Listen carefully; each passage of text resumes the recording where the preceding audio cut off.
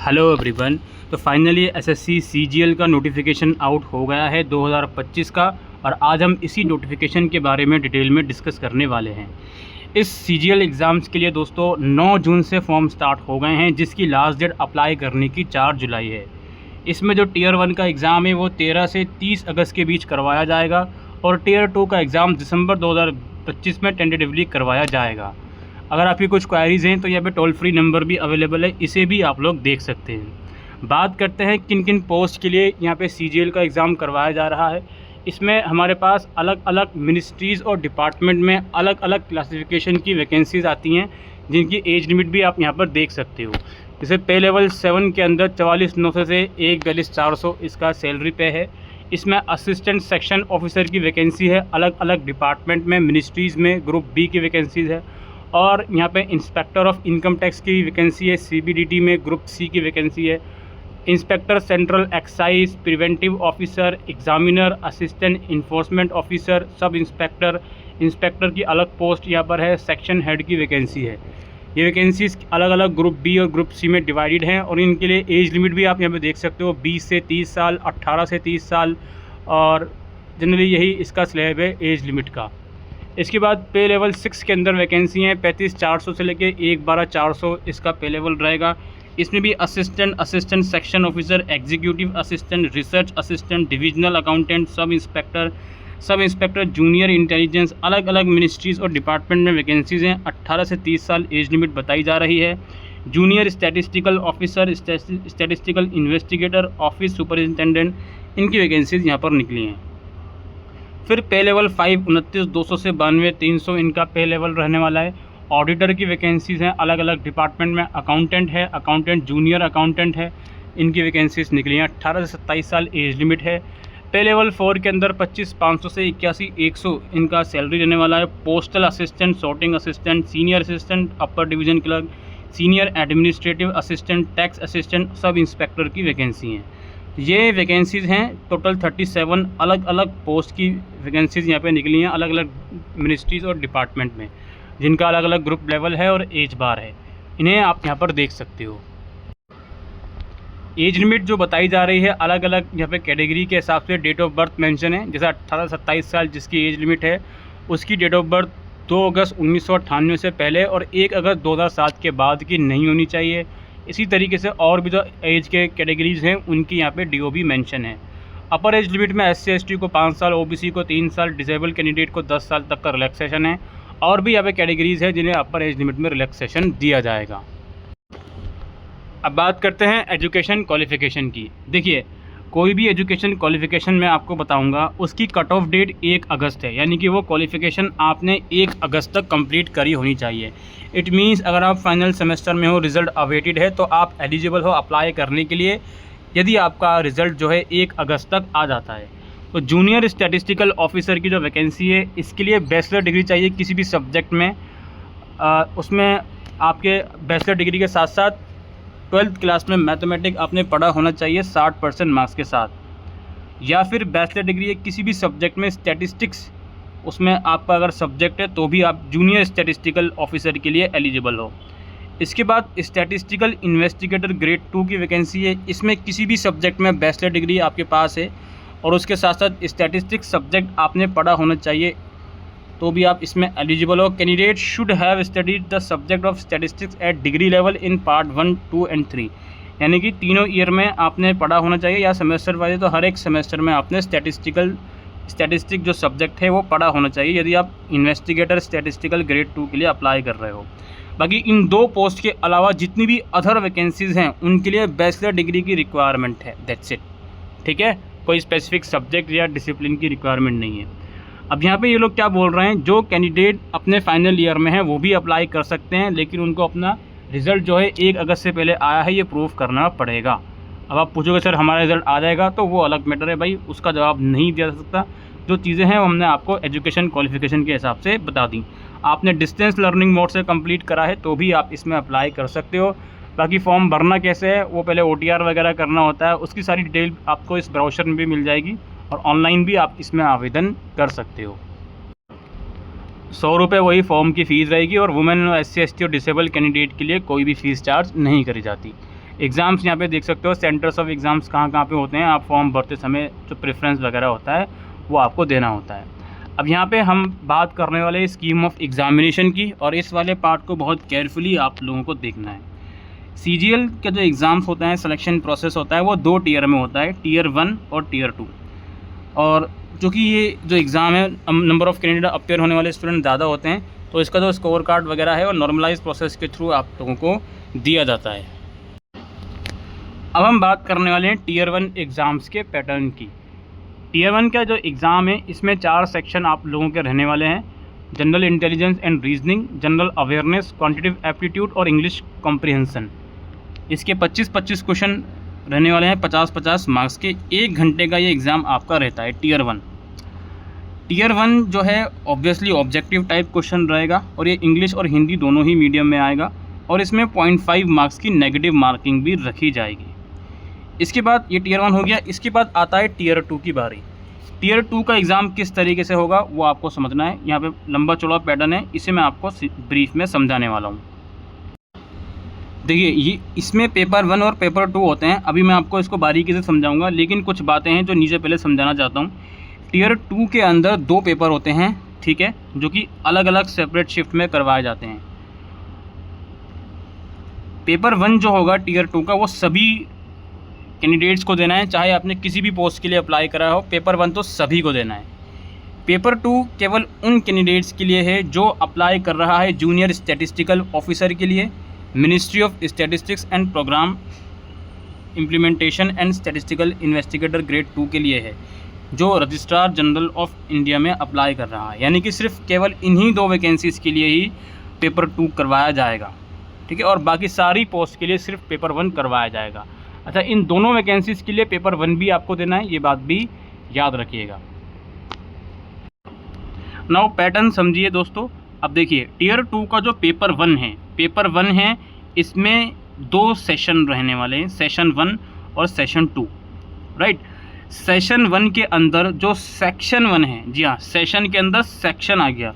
Section 1 में mathematical abilities है, reasoning and general intelligence है। 30-30 क्वेश्चंस आएंगे इसके, ठीक है, और 180 मार्क्स का ये रहने वाला है। और जो सेशन 1 का सेक्शन 2 है, उसमें इंग्लिश लैंग्वेज और जनरल अवेयरनेस है। 45 और 25 क्वेश्चन, टोटल 70 क्वेश्चन 210 नंबर के आने वाले हैं। ये दोनों जो आप लोगों के, इसके अलावा यहाँ पे सेक्शन 3 है जो कि कंप्यूटर टेस्ट है।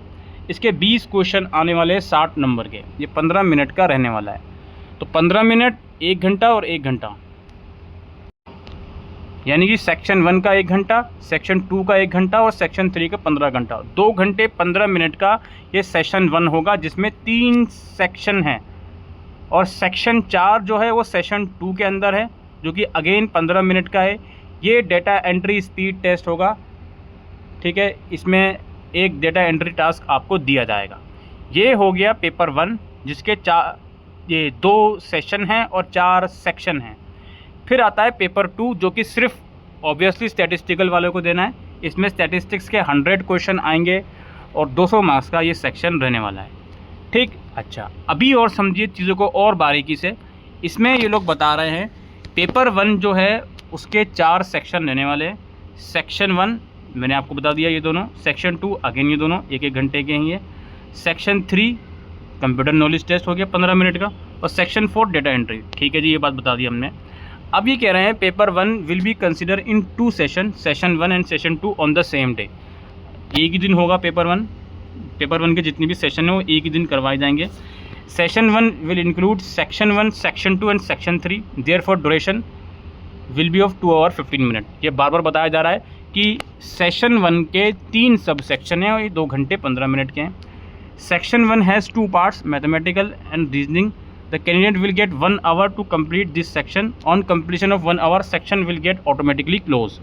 यानी कि जो सेशन 1 का सेक्शन 1 है, जिसके 2 सब पार्ट हैं, ये 1 घंटे का है। 1 घंटे के बाद अपने आप ही ये क्लोज हो जाएगा।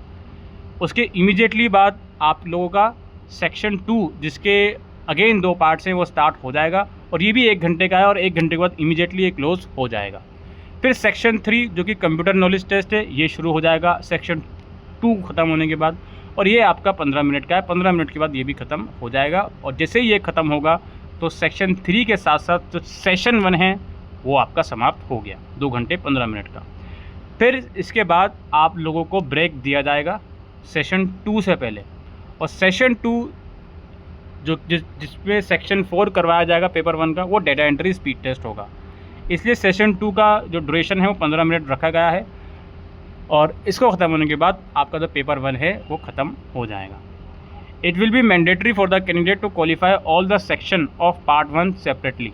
पेपर 1 के जितने भी सेक्शन हैं उनकी सेपरेट कट ऑफ बनेगी, सारी कट ऑफ आपको क्वालिफाई करनी है।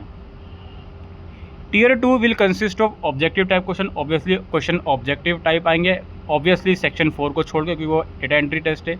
और ये पेपर इंग्लिश और हिंदी दोनों ही मीडियम में करवाया जाएगा।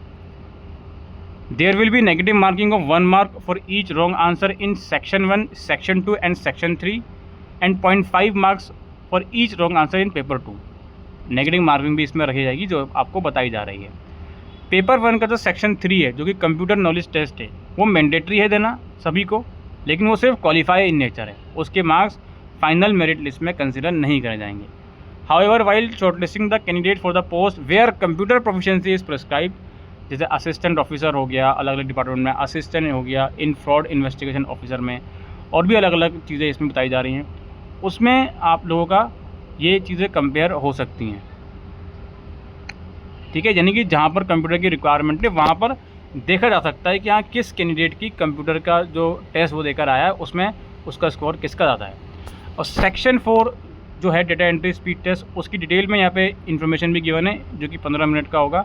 यहाँ पे आप लोग देख सकते हो, इसमें 2000 वर्ड का पैसेज दिया जाएगा 15 मिनट में, और इसकी एक्यूरेसी आप लोगों की चेक करी जाएगी। नाउ इसके बाद डिटेल सिलेबस आपको यहाँ मिल जाएगा। टीयर 1 के हर एक सेक्शन का जीआई और रीजनिंग यहाँ पर हो गया, जनरल अवेयरनेस हो गया, क्वांटिटेटिव एप्टीट्यूड हो गया, इंग्लिश कम्प्रीहेंशन हो गया। फिर आपको टीयर 2 के अलग अलग पेपर यानी पेपर 1 और 2, और पेपर 1 के जो 4 सेक्शन हैं, 2 सेशन के अंदर 4 सेक्शन हैं, वो उसका डिटेल सिलेबस यहाँ पे आप लोग देख सकते हो। तो ये क्या क्या चीज़ें आपसे पूछी जा रही हैं वो सब चीज़ें इसमें आप लोगों को देखने को मिल जाएंगी। बाकी प्रेफरेंस वगैरह भी आपसे लिया जाता है, क्योंकि एक पोस्ट मल्टीपल मिनिस्ट्रीज़ और डिपार्टमेंट में ऑफर करी जाती है, या फिर आप मल्टीपल पोस्ट के लिए अप्लाई कर रहे हो, तो जो पोस्ट का प्रेफरेंस है वो जब भी एसएससी आपसे कहे वो आपको देना होता है ऑनलाइन मोड के थ्रू। मोड ऑफ सिलेक्शन की एक बार बात कर लेते हैं। देखिए, मिनिमम क्वालिफाइंग मार्क्स जो हैं टीयर 1 में, सेक्शन 1, 2 और सेक्शन 3 में पेपर 1 के, वो सब इसमें बताए जा रहे हैं। और पेपर 2 जो है टीयर 2 का, वो एक स्टैंडर्ड इन लोगों ने बता दिया, 30% अनरिजर्व के लिए, ओबीसी ईडब्ल्यूएस के लिए 25% और बाकी अदर के लिए 20%। ये एक स्टैंडर्ड है। इसमें मार्क्स आने का ये मतलब नहीं है कि आपका फर्दर प्रोसेस में सिलेक्शन हो ही जाएगा, ये जस्ट एक स्टैंडर्ड है। और जो एरर अलाउड करे जाएंगे आप लोगों के जो डेटा एंट्री टेस्ट है उसमें ये लोग बता रहे हैं कितने एरर अलाउ करे जाएंगे, वो भी आप यहाँ पे देख सकते हो।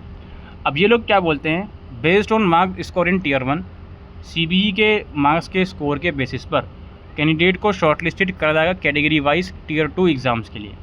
सेपरेट कट ऑफ बनाई जाएंगी हर जूनियर स्टैटिस्टिकल ऑफिसर और स्टैटिस्टिकल इन्वेस्टिगेटर की पोस्ट के लिए, जो कैंडिडेट पेपर 1 और पेपर 2 में अपेयर हो सकता है। यानी कि 2 बताया जाएगा कि कौन सा कैंडिडेट सिर्फ पेपर 1 के लिए एलिजिबल है और कौन सा दोनों के लिए एलिजिबल है, अगर आपने उसके लिए अप्लाई करा है तो। टीयर 2 एग्ज़ाम जो है वो सभी कैंडिडेट के लिए करवाया जाएगा जो कि टीयर 1 शॉर्टलिस्टेड कर चुका है। और टीयर 2 में जितने भी कैंडिडेट हैं वो अपेयर होंगे पेपर 1 के सारे सेक्शन में, और वो कैंडिडेट जो स्टैटिस्टिकल पोस्ट के लिए अप्लाई करके आ रहे हैं और कट ऑफ भी मैच कर रहे हैं तो वो पेपर 2 के लिए भी अवेलेबल होंगे। पेपर 1 जो होगा टीयर 2 का, ये मैंडेटरी है, ये सब बार बार बताई जा रही है। Based on aggregate performance in section 1 and section 2 of paper 1 of tier 2 examination, candidate will be shortlisted for evaluation of section 3 and section 4 of paper 1 of tier 2 examination. Who are not qualified in section 1+2 will not be eligible for evaluation of section 3 and 4 and they will not consider for further selection process. It means जो paper 1 के 4 section हैं, इनमें जो पहला और दूसरा section है, इनके मार्क्स के बेसिस पर ये डिसाइड करा जाएगा कि भाई सेक्शन 3 और 4 किन बच्चों का इवेल्युएट करना है। अपीयर तो आपको सभी को सब में होना है अगर आप क्वालिफाई कर लेते हो, लेकिन जो पहले के 2 सेक्शन हैं इनके मार्क्स के बेस पर ये डिसाइड करा जाएगा कि यदि आपका सेक्शन 3 और 4 इवेलुएट करना है या नहीं। सेक्शन 3 एंड 4 जो होगा आप लोगों का वो क्वालिफाई इन नेचर है, लेकिन in section 3 a separate higher cutoff as decided by commission will be fixed for the post where computer proficiency is prescribed। जहाँ पे कंप्यूटर की नॉलेज ज़रूरत है उन पोस्ट के लिए सेक्शन 3 में स्टैंडर्ड हाई कर सकते हैं, ये बात बताई जा रही है। बाकी जो मेरिट वगैरह बनेगी वो बनेगी आपकी जो ओवरऑल परफॉर्मेंस रही टीयर 2 के एग्ज़ाम्स में, उसी के बेसिस पर आपकी जो मेरिट है बनेगी। यानी कि टीयर 1 स्क्रीनिंग टेस्ट हो गया एक तरीके से, वो शॉर्टलिस्टेड के लिए करवाया जाएगा। बाकी जो मेन कंसर्न है वो टीयर 2 के जो सेक्शन वगैरह हैं उसी के बेसिस पर आपका सिलेक्शन होगा। बाकी आप पूरा यहाँ पे पढ़ सकते हो, हर एक चीज़ बारीकी से यहाँ पे आप लोगों को मिल जाएगी। टाई केसेस में क्या होगा वो सब चीज़ें, और कोई इनडिसिप्लिनरी एक्शन आप कर सकते हो तो उस कंडीशन में क्या होगा वो सब चीज़ें इसमें मेंशन है। और फिर आपको अप्लाई कैसे करना है, अलग अलग प्रोफॉर्मा जो आपके होने चाहिए डॉक्यूमेंट्स वगैरह के, उन सब चीज़ों की डिटेल इसमें मेंशन है, आप यहाँ पे चेकआउट कर सकते हो। तो यही दोस्तों इस वीडियो में हम डिस्कस करने आए थे रिगार्डिंग एसएससी सीजीएल नोटिफिकेशन 2025। उम्मीद करते हैं ये वीडियो आपको यूज़फुल लगी हो, तो वीडियो को शेयर कीजिएगा। Thank you.